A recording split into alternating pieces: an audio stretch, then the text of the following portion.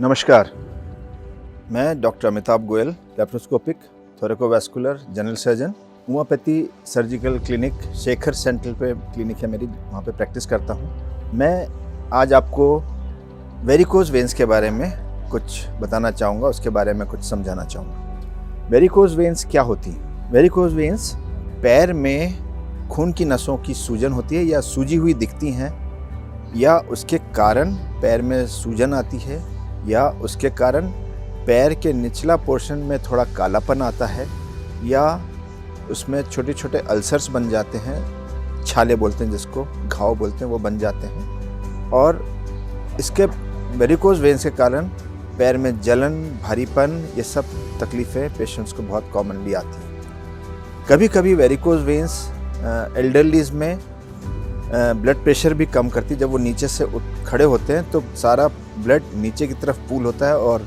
घुमेरी या चक्कर सी आती है, वो भी वेरिकोज वेन्स में होता है। वेरिकोज वेन्स बहुत कॉमन होता है जो ज़्यादा काम करते हैं, जैसे किसान, हमाल, टीचर्स, प्रोफेसर्स, सर्जन, या हैवी वेट वाले जो जिनका वज़न ज़्यादा हो, या कॉन्स्टिपेटेड वाले जो ज़्यादा कॉन्स्टिपेशन हो, उनको भी प्रेशर के कारण होता है। ये बेसिकली जो ज़्यादा देर खड़े रहते हैं या जो हैवी वर्क करते हैं, वो उनके लिए ज़्यादा खून का प्रवाह नीचे की तरफ रहता है।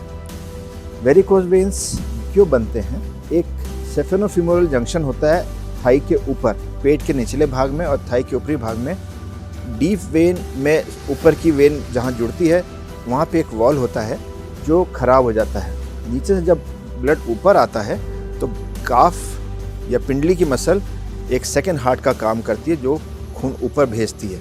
जब वो वॉल ख़राब हो जाता है तो जब आदमी खड़ा रहता है तो खून वापस नीचे जाता है। आमतौर से ऐसे वॉल खुलता है, खून ऊपर जाता है, वॉल बंद हो जाता है।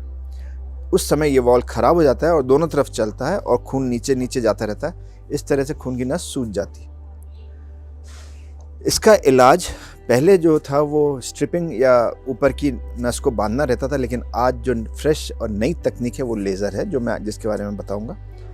लेज़र एक दिन की टेक्निक होती है, एक दिन के लिए भर्ती करते हैं, दूसरे दिन घर भेज देते हैं। इसमें कोई काटा पीटी या कोई ऑपरेशन नहीं होता है। उसमें सुई के जरिए एक लेज़र फाइबर वो डाला जाता है और 360 डिग्री से उस नस को जला के ख़त्म कर दिया जाता है। ये सबसे अच्छी टेक्निक है।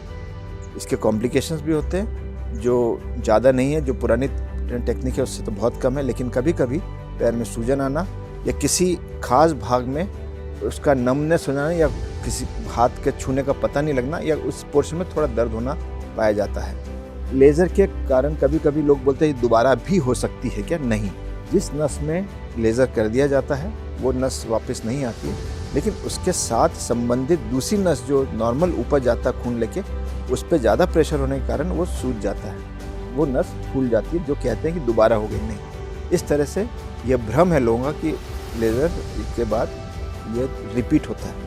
ये रिपीट नहीं होता। लेज़र के बाद आप तीसरे चौथे दिन से सारा काम कर सकते हैं। हम प्रायः पेशेंट्स को एडवाइस करते हैं कि 2 से 3 किलोमीटर वॉक करें, सीढ़ी चढ़े उतरें, लेकिन पैर को एक क्रेप बैंडेज या मोजे हमेशा पहनते रहें ताकि दूसरी नस पे ज़्यादा प्रेशर ना डले या पैर में सूजन ना हो।